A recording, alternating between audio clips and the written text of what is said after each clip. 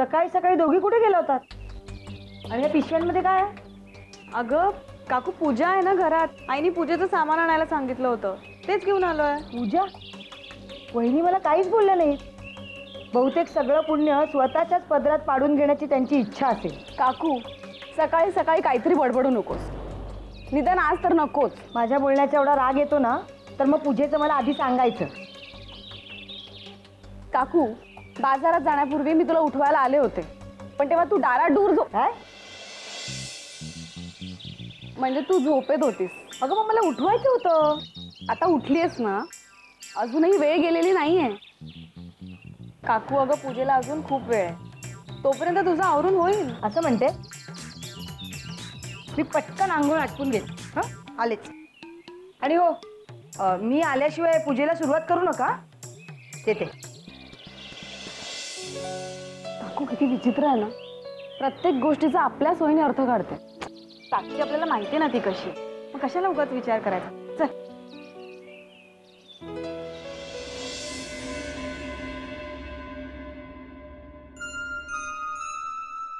साईमा, जरा बोलायचं होतं तुमच्याशी. बसा ना. काय बोलायचं होतं? आम्हाला नील भाऊजींची खूप काळजी वाटते साईमा. कुणास ठाऊक कुठे असतील, कुठल्या परिस्थितीत असतील. आम्ही आमच्या परीनं त्यांना शोधण्याचा खूप प्रयत्न केला, पण कुठे काहीच सुगावा लागला नाही. म्हणजे विक्रम भाऊजी इथे असते तर आम्ही त्यांच्याशीच बोललो असतो आधी. आणि ह्यांच्याशी जर आम्ही कुठल्याही विषयावर बोलायला गेलो ना साईमा, तर हे कधी आम्हाला नीट समजूनच घेत नाहीत. आणि त्यातून आम्ही नील भाऊजींचा विषय काढला तर उगीच अर्थाचा अनर्थ करून घेतील. पण तुम्ही जर यांना सांगितलं तर ते नील भाऊजींना शोधण्याचा नक्की प्रयत्न करतील. देव करो आणि नील भाऊजी सुखरूप असो, एवढीच विनंती करायला आम्ही तुमच्याकडे आलो होतो साईमा. प्रियदर्शनी, आम्हाला नीलराजांची काळजी नाही वाटत, आम्हाला त्यांचा राग येतो. एवढ्या बेजबाबदारपणे कसे वागू शकतात ते? त्यांची घरी कोणीतरी वाट पाहत असेल याची त्यांना काळजी नाही वाटत. आता आम्हाला कळतंय की रणवीर राजे त्यांच्यावर का चिडतात ते. त्यांना कशाचंच देणं घेणं नाहीये.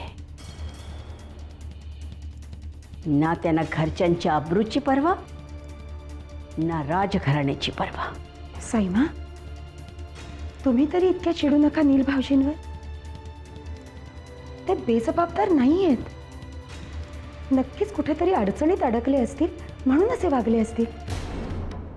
तुम्ही त्यांची तरफदारी करू नका. हे सगळं घडलंय ना, ते केवळ त्या रागिणीमुळेच. कुठल्या मुहूर्तावर ती रागिणी त्यांच्या आयुष्यात आली आणि नील राजांच्या आयुष्याची फरफट झाली. कधीही सुखी होणार नाही ती रागिणी. एका आईचा शाप आहे हा. साईमा,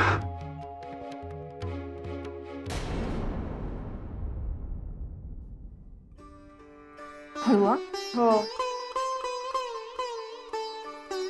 साक्षी, हळद कुंकू कुठे आहे? हे बघ, आहे आहे. आई, सगळं मला एकदमच सांग काय आणायचं ते. एक एक असं काही सांगू नकोस. अगं हो, चिडतेस काय एवढी? चिडत नाहीये. बरं, आपण पूजेला सुरुवात करूया. हो. अगं अभिलाषा कुठे आहे? अरे हो, पूजेचं साहित्य आणायला गेलो होतो तेव्हा तिला सांगायचंच विसरलो होतो. आले मी. काकू ये ना, बस बस.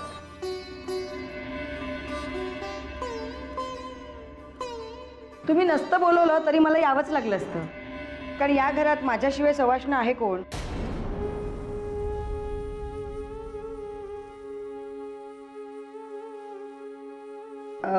करूया पूजेला सुरुवात.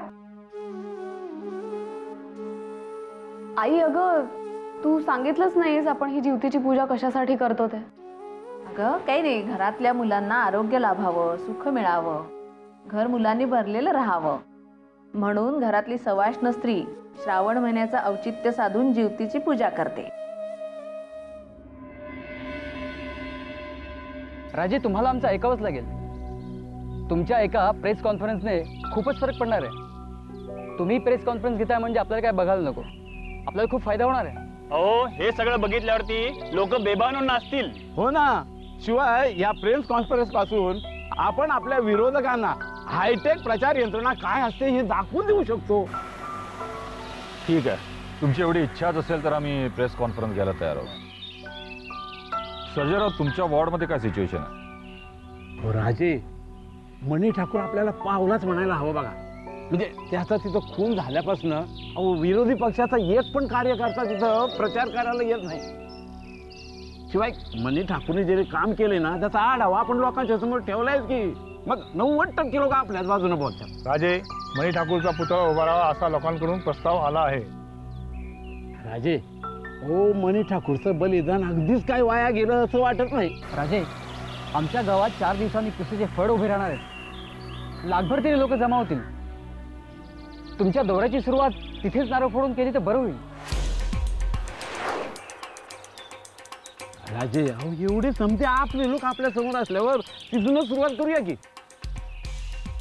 ठीक आहे, जशी तुमची इच्छा आहे. आम्हाला फक्त प्रेस कॉन्फरन्सचं टेन्शन आहे. आपण आतापासूनच तयारीला लागायला हवं. राजे, आमच्या सगळ्यांकडनं आणखी एक रिक्वेस्ट आहे. बोला.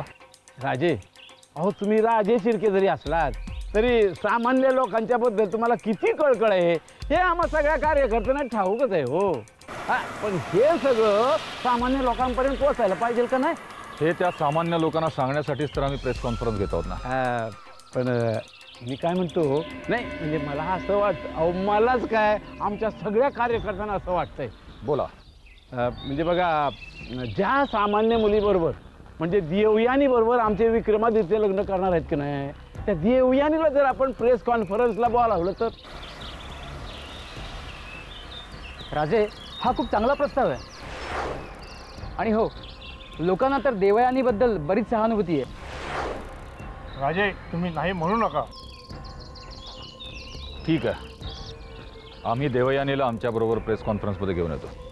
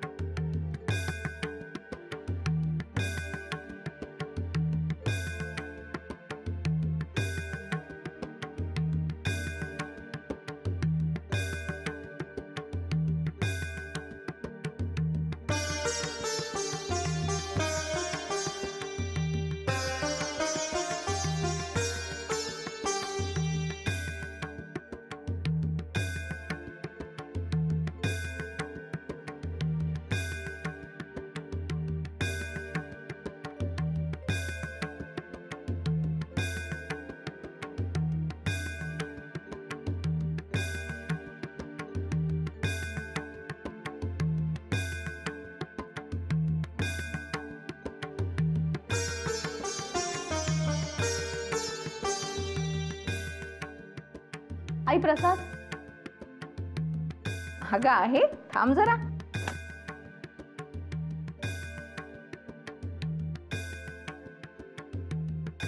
घे.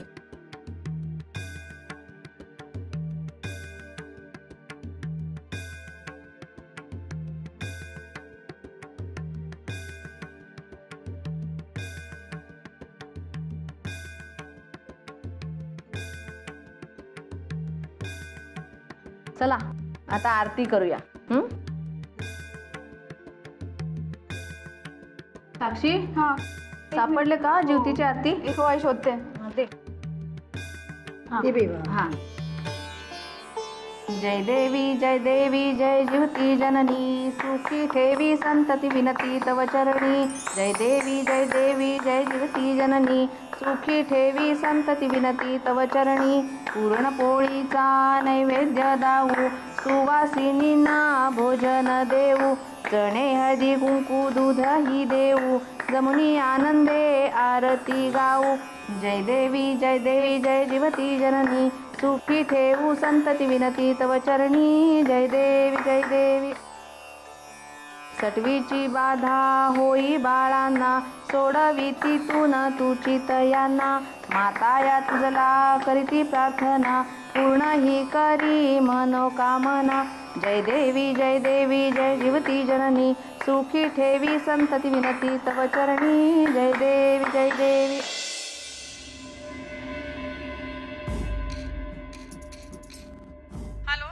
हॅलो देवयानी, भैयासाहेब बोलतोय.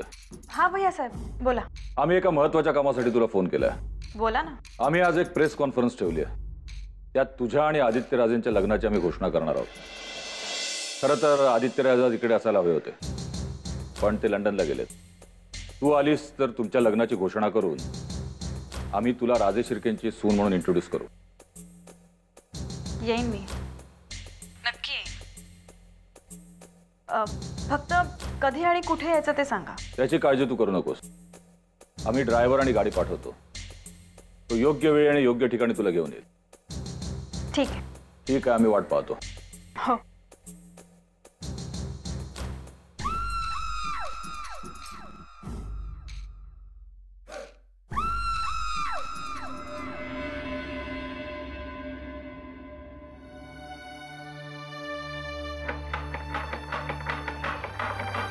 साक्षी साक्षी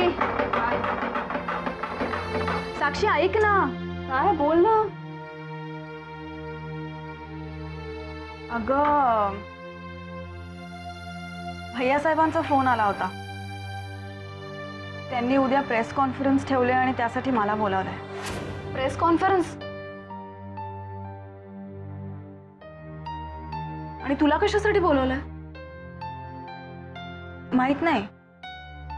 तू काय ठरवलंस? आता बोलवलंय तर जायला हवं ना. देव, तू निर्णय घेतलास ना, मग प्रॉब्लेम काय? अगं प्रॉब्लेम हा आहे की दादूंना जर हे कळलं तर त्यांना आवडणार नाही. आणि दादूंना आवडणार नाही म्हणून मी येऊ शकत नाही असं मी भैयासाहेबांना नाही ना सांगू शकत.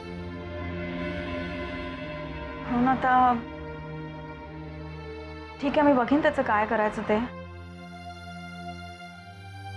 पण साक्षी, दादूंना आणि आईना हे सांगू नकोस. हा देव, काय नाही सांगायचं मला? काय ग? अगं भैयासाहेबांचा फोन आला होता. त्यांनी उद्या प्रेस कॉन्फरन्स ठेवले आणि मला बोलावलंय. प्रेस कॉन्फरन्सला तुला कशाला बोलावलंय? मला सुद्धा आईचं बोलणं पटतंय देव. त्यांनी तुला का बोलावलंय? काहीतरी राजकीय फायदा करून घ्यायचा असेल त्यांना.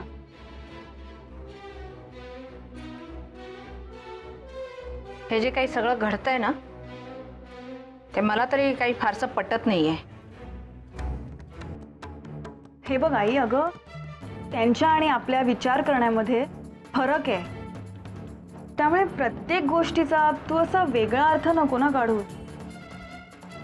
आणि आई, तसंही आता त्यांना गरज असेल तर मी त्यांना मदत करणं हे माझं कर्तव्य आहे. मी आता त्याच घरी जाऊन राहणार आहे. आता तेही माझंच घर होणार आहे ना. मला वाटतं आजकाल तू फार एकांगी विचार करायला लागलीस. म्हणजे अगं, या प्रेस कॉन्फरन्सचं निदान तू बाबांना तरी सांगायला हवं होतंस, नाही का? समज आई, मी दादूंना हे सगळं सांगितलं, त्यातनं काय निष्पन्न होणार आहे? वाद आणि गैरसमज. दुसरं काय हाती लागणार आहे का? हे बघ आई, म्हणूनच सांगते की दादूंना आता हे कळू न देणं ही तुमची जबाबदारी आहे.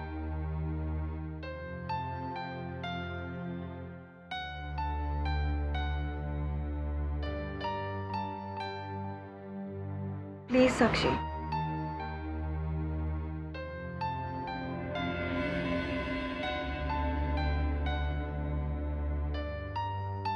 आई,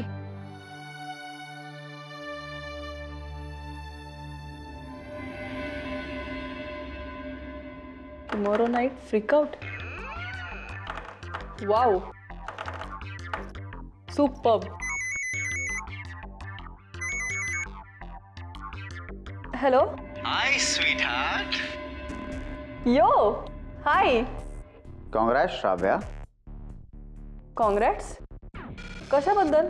आमच्या नवीन प्रोजेक्टसाठी लीड मॉडेल म्हणून 5 मुलींमध्ये तू शॉर्टलिस्ट झाली आहेस. काय? What a surprise. आमच्या बॉसला तुझा लुक आवडला. शिवाय आमच्या क्रिएटिव्ह टीमनी सुद्धा तुलाच शॉर्टलिस्ट केलं. थँक्स. यो तुझ्यामुळेच हे सगळं झालंय. It's okay Shravya. आता लवकरच मलेशियामध्ये एक प्रोडक्ट लॉन्च होणार आहे. त्यासाठी सुद्धा तू शॉर्टलिस्ट होण्याचे चान्सेस आहेत. त्याकरता तुला उद्या ऑफिसला यावं लागेल भेटायला. चांगली ऑपॉर्च्युनिटी आहे श्राव्या.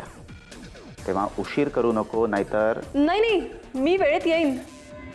पण यो, मला भीती वाटतेय. माझं फायनल सिलेक्शन होईल का? त्याची काळजी तू का करतेस? यो है ना, तू फक्त वेळेवर पोच. बाकी माझ्यावर सोड. Thanks a lot. So see you tomorrow. Take care. Bye. Bye yo. Good night. Good night. Sweet dream sweet heart.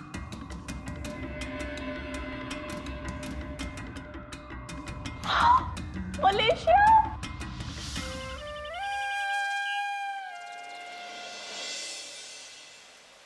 अरे इतक्या सकाळीच कुठं निघालीस? दादू, तेच मी विचारतोय, कुठं निघालीस इतक्या सकाळी? शाळेत. हा, शाळेत जाऊन येते. ये ये ये आणि तिथल्या माझ्या सहकार्यांनाही सांग माझा नमस्कार. हो. अच्छा.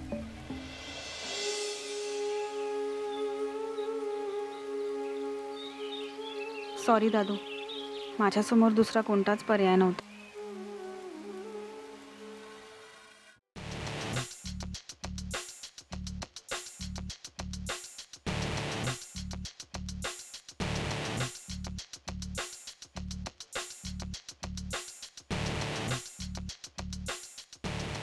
Hey, look at you.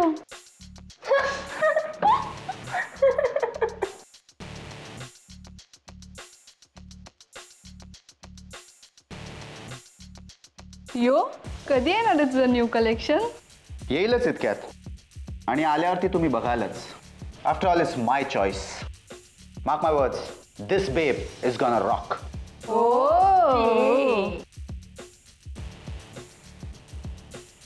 यो, तू जरा तिचं जास्तच कौतुक करतोस असं नाही वाटत तुला? म्हणजे तिला लॉन्च करण्यात तुझा काही पर्सनल शट अप आर्या. तुला माहिती आहे मी माझी प्रोफेशनल लाईफ आणि पर्सनल लाईफ कधीच मिक्स करत नाही. Right? Right yo. Yo. Hi Shravya. Come in come in come in. तुझीच वाट पाहत होतो मी. How are you? Yeah yeah. Meet my colleagues. Mitali, Arya. Hi Shravya. Hello. What happened? Looking nervous? No, not at all. Shravya, you are looking gorgeous. तू खरंच खूप सुंदर दिसतेस. राईट मिताली? Right yo. बॉसच्या केबिन मध्ये जा आणि बघ बॉस फ्री आहेत का, आणि त्यांना सांग की Shravya is here. Okay yo. So what's up? Nice nice. मीही जाऊन जरा उद्याचं शूट कोऑर्डिनेट करते. Please do that. या कम हॅव अ सीट. बस बस.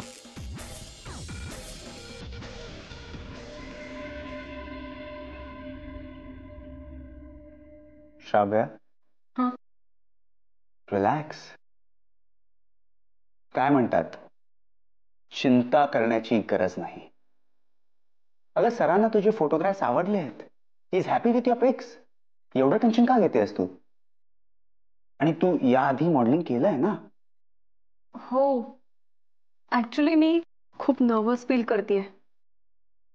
नवीन कंपनी, नवीन प्रोजेक्ट. हां, मी कॉन्फिडंट आहे. ही असाइनमेंट मला जर मिळाली ना तर I definitely rock. That's the spirit. आणि मग मी आहे ना तुझ्या बरोबर.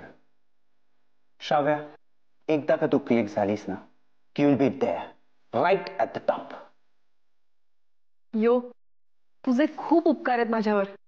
I'll do anything for you. Come on Shravya, उपकार वगैरे दिस इज ऑल शिट. असं काही नसतं ग. या इंडस्ट्रीत कोणी कोणावर उपकार करत नसतं.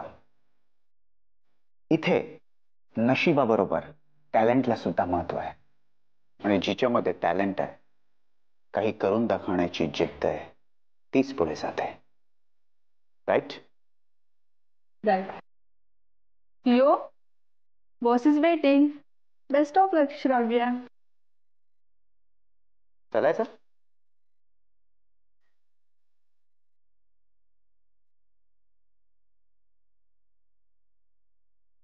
Mitali, she is going to rock.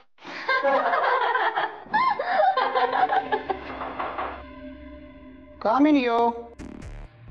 Come, Shravya. Meet my boss and the senior creative director of our company, Mr. J. Abhijit. Hello sir. Hi. Please have a seat. Please. Bus. Yeah, have a seat. हाय. श्राव्या, मी तुझे photographs पाहिले. They are cool. योनी click केलेत ना? Come on, Abhi. Shravya, खरं तर योचा तुझ्यावर आणि तुझ्या टॅलेंटवर खूप विश्वास आहे. आणि माझा योवर. खरं तर बऱ्याच दिवसांपासून आम्ही एका नवीन चेहऱ्याच्या शोधात होतो. Isn't it yo? Of course. And finally we got that new face. Isn't it, Abhi? Yeah. मी तुला आधीच सांगितलं होतं. माझा चॉईस कधीच चुकणार नाही. Yes, yo. Yo, if you don't mind, मला जरा हिच्याशी बोलायचं आहे. Of course. Why will I mind? Best of luck, Shravya.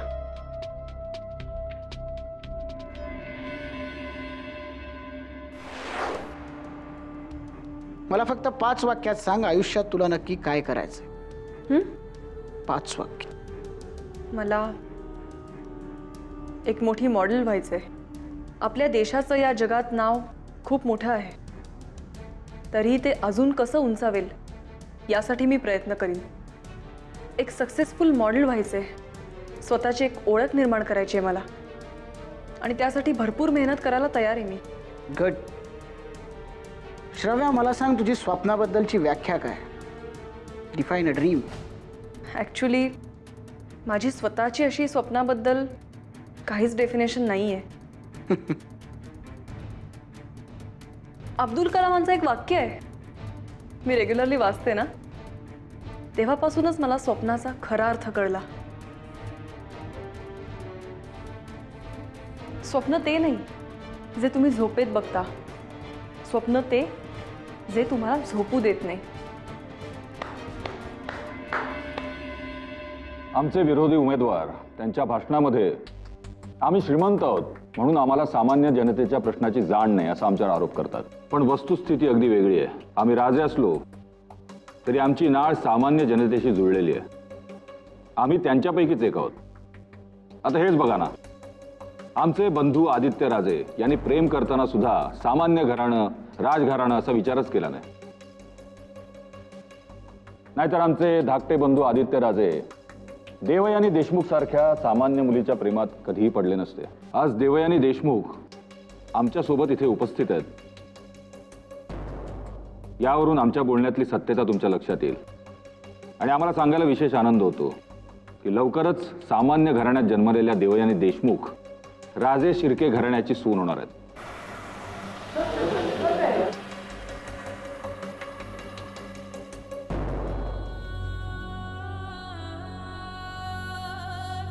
DV. Deshmukh यांच्या शिष्या म्हणजे आमच्या सुविद्य पत्नी प्रियदर्शनी. या उदाहरणावरून तुमच्या लक्षात येईलच की आमचं सर्वसामान्यांबरोबर जे नातं आहे त्याबद्दल वेगळं सांगायची काही गरज नाही. रणवीर राजे, निवडून आल्यानंतर आपला जाहीरनामा काय असणार? निवडणुकीचा अर्ज भरतानाच आम्ही जाहीर केलं होतं की आमच्या मतदारसंघातल्या शेवटच्या माणसाच्या चेहऱ्यावर समाधानाचे भाव पाहीपर्यंत आम्ही झटत राहणार.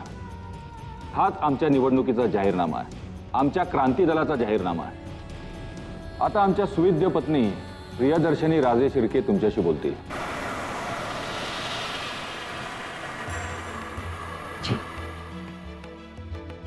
नमस्कार. आत्ता ह्यांनी जे काही सांगितलं तो त्यांचा आतला आवाज आहे याची आम्ही तुम्हाला हमी देतो.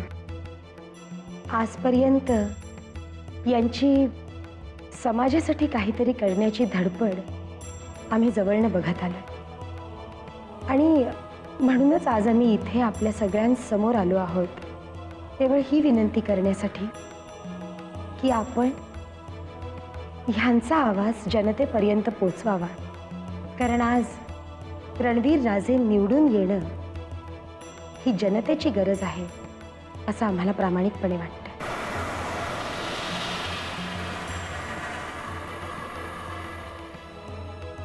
देवयानी मॅडम, रणबीर राजेंबाबत तुम्ही काय सांगाल?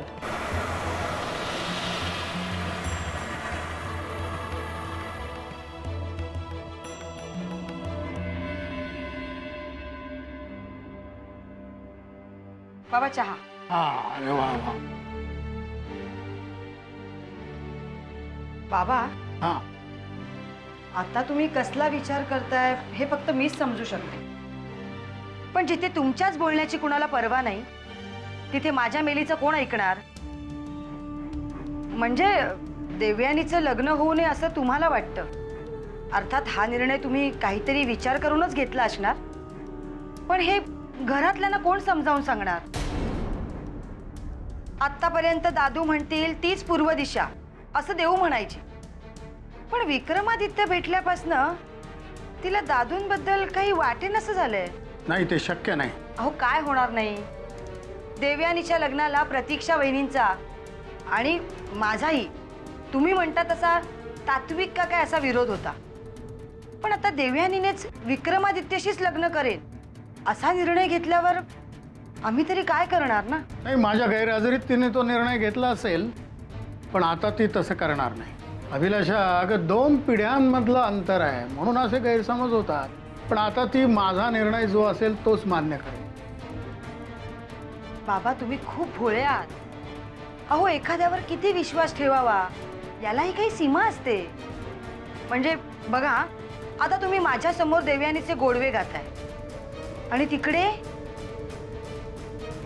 पण तिथे रणवीर राजे शिर्केंबरोबर देवयानी प्रेस कॉन्फरन्सला गेली आहे.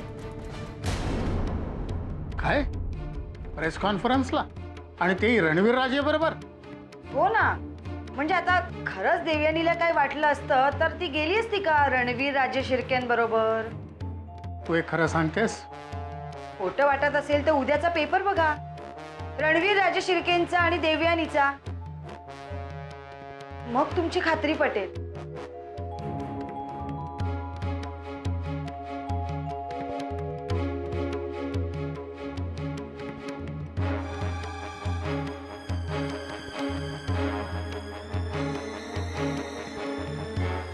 रणवीर राजांबद्दल मी आणखीन काय वेगळं सांगू?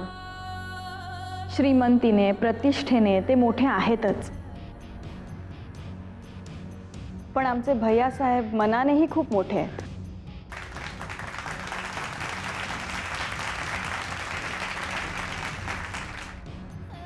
माझ्यासारख्या सामान्य मुलीला राजघराण्याची सून होण्याचं भाग्य लाभलंय ते फक्त भैयासाहेबांच्या मोठेपणामुळे. देवयानी मॅडम, तुम्ही आता राजे शिर्केच्या कुटुंबियांपैकी एक होणार आहात. सामान्य घरातून राजघराण्यापर्यंतचा तुमचा हा प्रवास, नाही म्हणजे राजे शिर्केंच्या इतिहासाबद्दल तुम्हाला माहिती आहे का?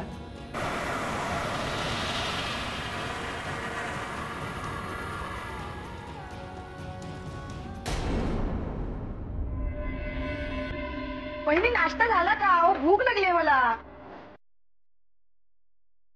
काकू, आई घरात नाहीये, गोदा काकूकडे गेलीये. मी आधी दादूंना नाश्ता देऊन येते, मग तुला देते. बर. दादू, दादू, नाश्ता. आई घरात नाहीये ना म्हणून तुमच्यासाठी खास शिरा केलाय, पटकन खाऊन घ्या. दादू,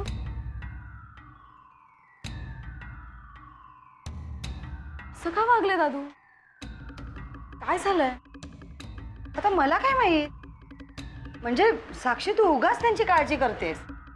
अगं काय असतं, खूप दिवसाने आजारपणातनं माणूस उठला ना की त्याला खूप काही करावंसं वाटतं. असंच बहुतेक बाबांचं झालं असेल. तू नको काळजी करूस. दे तो शिरा.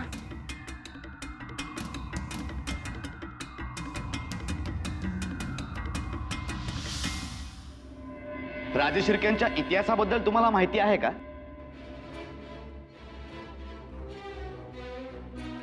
हा प्रश्न विचारण्यामागचा तुमचा उद्देश काय आहे हे खरंच मला माहीत नाहीये, पण राजे शिर्क्यांचं भविष्य मला माहिती आहे आणि म्हणूनच इतिहासात डोकावून पाहण्याची मला गरज वाटत नाही.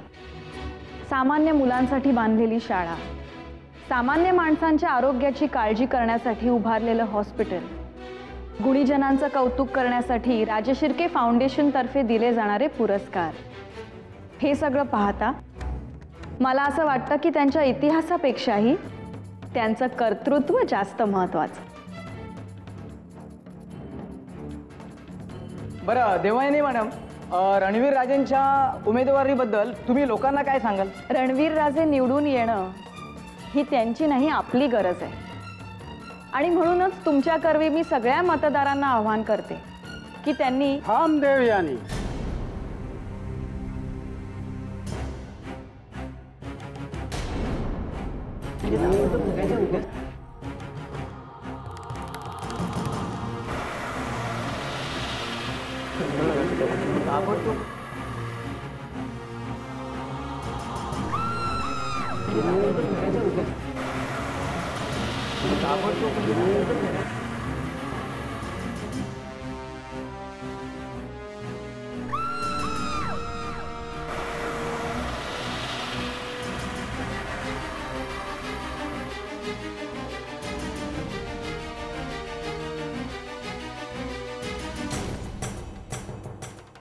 सर तुम्ही इथे आमचं भाग्यच थोर म्हणायला हवं.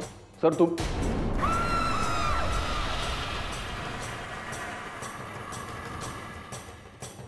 खरं तर आज तुम्ही इथे रणवीर राजेंची होणारी सून आणि डी.व्ही. देशमुखांची नात काय बोलणार आहे ते ऐकायला इथे जमलेले आहात.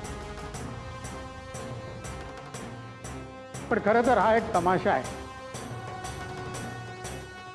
देवयानींनी रणवीर राजे शिर्केंच्या बाजूने बोलावं म्हणून हा एक तमाशा आखण्यात आलेला आहे.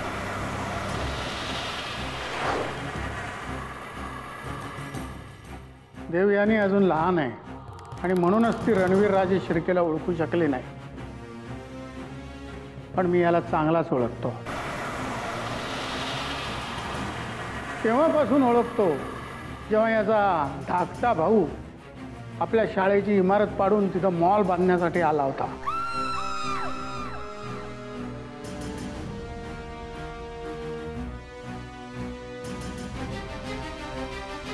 माझा मॉलला विरोध होता म्हणून यांनी शाळेला अनसेफ म्हणून घोषित केलं. घातपात घडवून आणला. त्या घातपातामध्ये 2 मुलं दगावली आणि त्या मुलांच्या मृत्यूला जबाबदार ठरवून यांनी मला तुरुंगात टाकलं. पण तरी ते शाळेची इमारत मिळवू शकले नाही. हो, आणि मग यांनी लढाईचा पवित्रा बदलला. त्यांचा भाऊ विक्रमादित्य हा अचानक देवयानीच्या प्रेमात पडला. माझ्यावर उपचार करण्याच्या निमित्तानं यांनी आमच्या घरातल्या सगळ्यांची सहानुभूती मिळवली.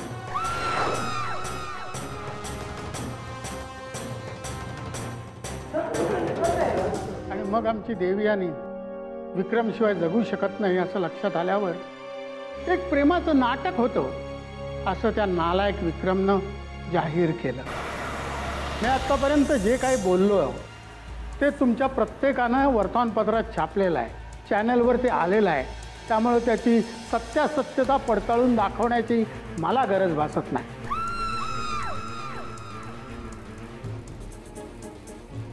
आणि एवढं सगळं घडल्यानंतर यांना वाटतंय की विक्रमचं लग्न देवयानीशी व्हावं.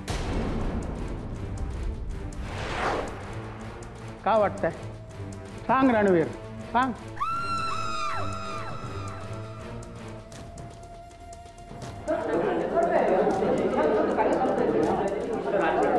एक मिनिट शांत व्हा. 1 मिनिट. डी.व्ही. सर, तुमचा काहीतरी गैरसमज होतोय. आपण या विषयावर शांतपणे बोलूया ना. अजिबात नाही.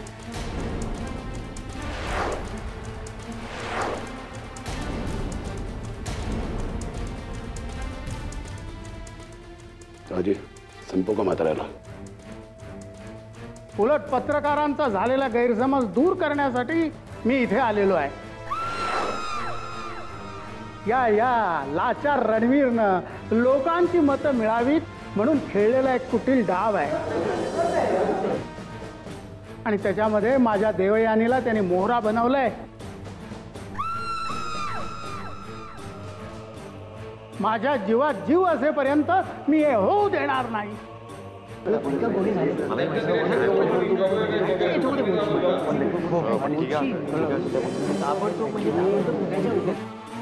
देवयानी,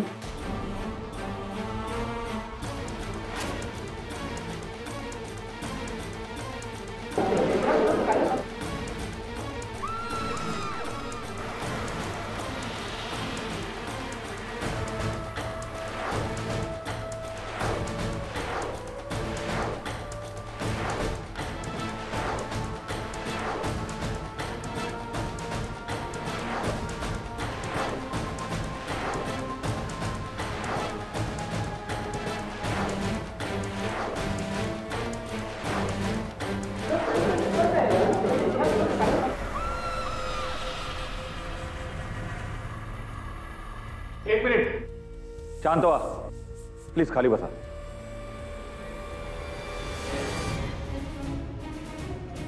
बघितलं, हे असं आहे. पत्रकार मित्रांनो, टीव्ही सर आता जे काही बोलले त्याची विशेष दखल घ्यावी असं आम्हाला वाटत नाही. कारण सगळ्यांनाच माहिती आहे ते मानसिक रुग्ण आहेत. पण सर, मला वाटतं ही पत्रकार परिषद इकडेच थांबवावी.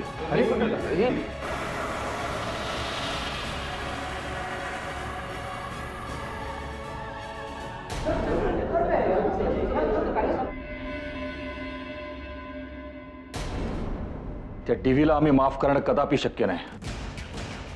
त्याला अशी सजा देऊ की जन्मात आमचं नाव तोंडावर घेणार नाही. काय समजतो काय तो स्वतःला? वेड आहे म्हणून त्याच्याकडे दुर्लक्ष केलं, पण आता नाही. आता त्याचा बंदोबस्तच केला पाहिजे. आज आम्ही गप्प राहिलो कारण नाहीतर त्याचा परिणाम निवडणुकीच्या निकालावर झाला असता. जर निवडणुकीचा निकाल आमच्या विरोधात लागला तर तुमच्या टीव्ही सरांचं काही खरं नाही नक्की. पण आम्हाला एक कळत नाही, डीव्ही सरांना तिथे येऊन असं का बोलावं असं वाटलं? आणि ते जे बोलत असतील ते खरं असेल तर? खरंच आहे ते.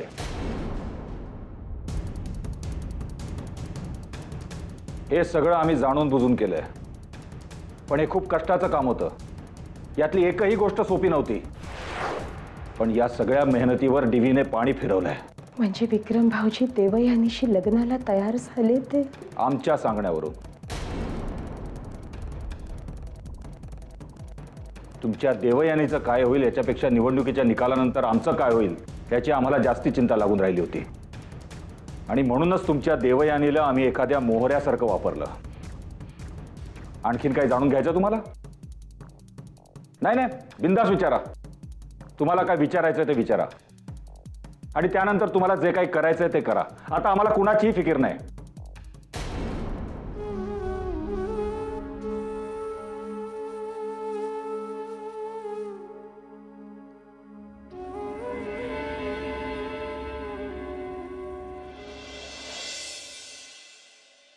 दादू, मी काय बोलते ते ऐकून तर घे.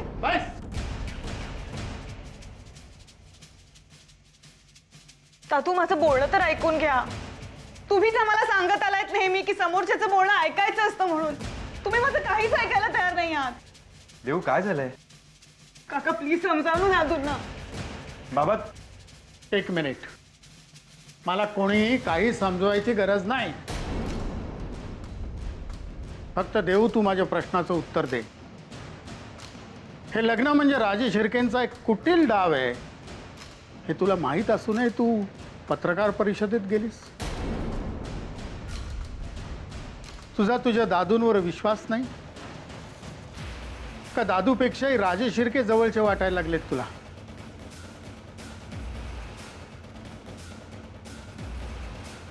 दादू प्लीज असं नका बोलू. त्या विक्रमादित्य राजे शिर्केंना ओळखत नाहीस तू?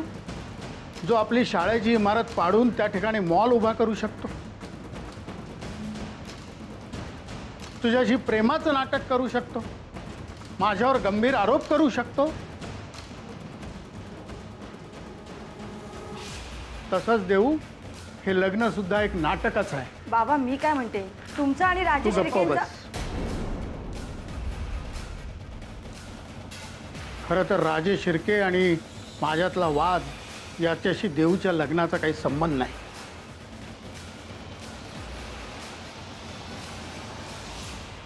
खरं तर मी लग्नाला विरोध का करतोय हे जाणून घेण्याऐवजी ही राजेश शिर्केंबरोबर वावरते. देवयानी, तू राजेश शिर्केंना ओळखत नसलीस तरी मी चांगला ओळखतो आणि म्हणूनच मी सांगतोय की देवयानीच्या या लग्नाचा विषय आजपासून बंद करा. दादू प्लीज असं घाईघाईने निर्णय घेऊ नका. असं प्रेम आहे विक्रमवर. देऊ, माझा निर्णय तुला आवडलेला नाही हे मला माहिती आहे. या लग्नामागचं खरं कारण तुला कळेल ना तेव्हा मात्र मला दोष देऊ नकोस.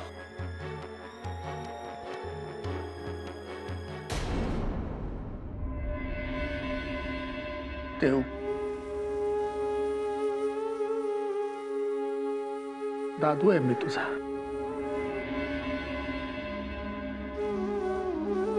माझ्यावर विश्वास ठेव.